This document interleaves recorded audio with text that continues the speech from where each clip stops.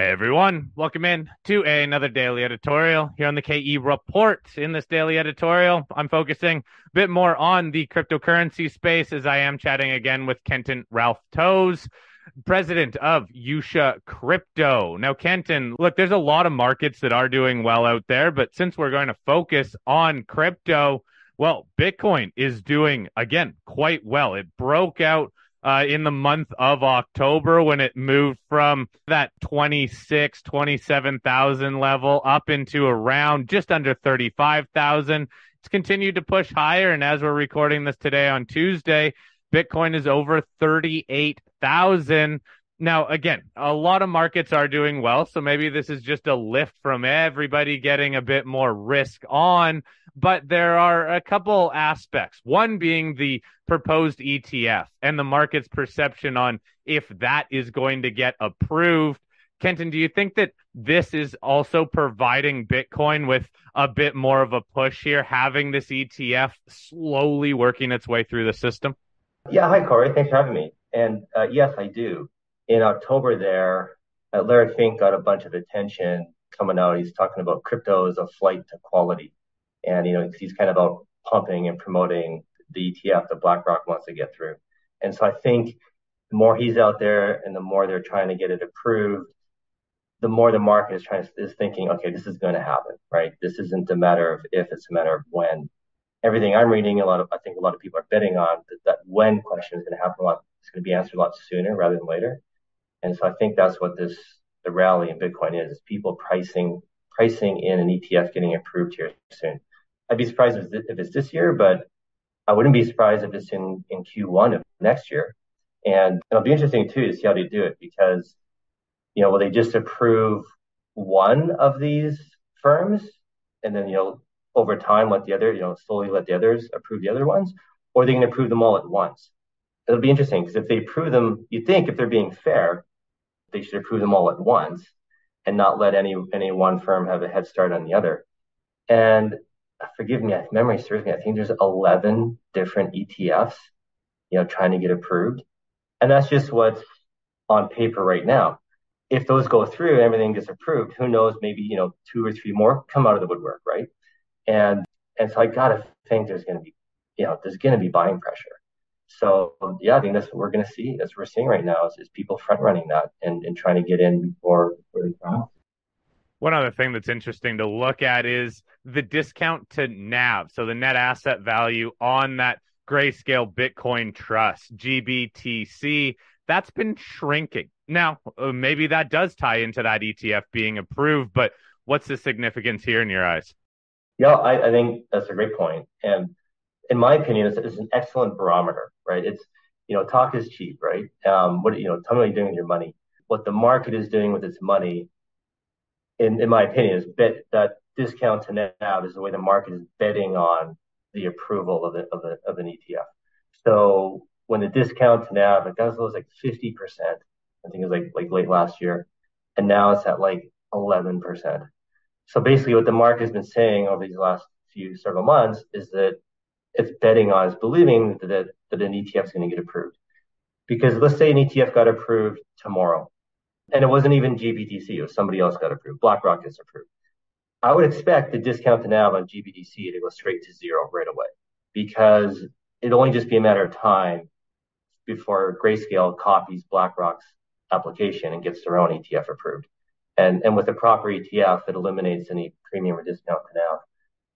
So I think that discount to NAV closing is a really great barometer for the way the market is pricing in the probability of an ETF getting approved. And we've just seen it close throughout this whole year. It's getting smaller and smaller and smaller. Yeah, so I think it's another great sign that we're much closer to one being approved in a way. Let's dive down into a couple other cryptocurrencies then. Outside of Bitcoin, which is hands down the most widely followed, any cryptos that you have noticed coin-wise that are outperforming the market? Yeah, THORChain, my favorite. It's what my fund invests in. It's what I've been following here for a while. It's up 400% in the last month. And even over the last few months, it's been one of the top performers in the top 100 crypto. It's actually pretty incredible to see. Even though, we just talked about Bitcoin, the price doing well here, we're still arguably in a bear market, And when you have a crypto or any investment for that matter outperform in a bear market, it really says something. And there's a reason, right? And the reason with THORChain is it's fundamentally driven. It's being used, it's being adopted, and this whole rally has not been just speculative hype. It's been adoption of the exchange. People are actually trading on it. Volumes have exploded higher. So it's great. It's great to see. And specifically with THORChain, it's great to see that it's outside money are using it. All this trading volume, people are paying trading fees to get these trades done. So this is real, organic, genuine usage. This isn't just I think a lot of projects kind of fake the numbers, maybe use bots or it's the same people doing or in control of like a few thousand different wallets. I think the volume and increased activity on THORChain is real. It'd be pretty hard to kind of fake that. So it's great. It's exciting. It's what we're looking for in crypto. See these big gains and 400% in 1 month. It's pretty exciting, and it's just the beginning. It's as far as I'm concerned, there's going to be a lot more of that here going forward. Now, can you give us some insights on what investors you think are buying this crypto rally? The savvy ones. Like I think we're still generally in the bear market, so I think a lot of people that are in it, that are buying, have been in for a while. Yeah, I talked to the odd new people. I think there's some odd, fresh blood coming into it. I think generally it's still the people have been in crypto for a while, and they see the bear market is over. They think we're entering a new bull market, starting to bet big again. They're shifting capital, moving it around. Another interesting thing as well, Corey, is that we had Luna crash last summer and FTX crash last fall. And there's a theory that when you have any kind of market crash, that investors need to mourn, just like mourning the loss of a loved one. And when you mourn the loss of a loved one, it takes like a year to a year and a half to really truly get over it and move on. And so for the people that got burned in the Luna crash last summer or FTX last fall, they need to mourn. And depending on your starting point, it's been about a year and a half from those events. And so those people that were in crypto back then and got burned, they're getting over it now. And they're shaking it off and they're coming back. They've had a full year and a half to save up some more money, maybe make some gains somewhere else. And now they're getting back, putting it back into crypto and getting back into it. That's my feeling, what we're seeing right now. Let's look ahead to next year then, and an aspect that drives all markets and probably also cryptos too is Fed expectations as a key catalyst for markets, for Bitcoin. Seems like a lot of investors have now shifted to the mentality that the Fed is done hiking and people are trying to price in rate hikes for next year, but in all fairness, those just keep on moving. What's your outlook for how the Fed could impact markets and how it trickles into the crypto space? Yeah, so a theory I've just recently come across, which I actually can't believe it's taken me this long to find out about it, but is that ever since 2008, the Fed bailed out the banking sector and with all this QE, and it needs to basically roll over that debt, refinance it every 4 years, and so every 4 years we get like a flood of liquidity in the system to make it cheaper and easier for the government to roll over that debt and keep it going. And when they do that, everything gets a bid, right? It's risk on, right? Everything goes up. And if you stick to that 4 year cycle, 2024 is coming up, right? We're in line now with another round of the easing to make it cheaper and easier for the government to roll over that debt. So another round of QE is coming in theory. And then you tie it in with this election year. I forget my numbers. I just read it, but I forget the exact numbers. But it's something like in the US, if the economy is strong, the stock market is strong, the current party gets reelected like 7 out of 8 times.